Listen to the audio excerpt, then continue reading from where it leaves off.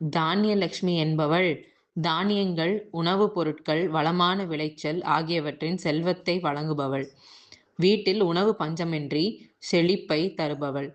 அவள் செல்வத்தின் கடவுளான லட்சுமியின் பல்வேறு வடிவங்களில் ஒன்றாகும். குறிப்பாக விவசாயம் மற்றும் தானிய வளத்தின் அதிபதி. அத்தகைய தானியலட்சுமியை இன்று நம் இல்லத்திற்கு அழைப்போம். தானியலட்சுமி வழிபாடு ஸ்தோத்திரம்.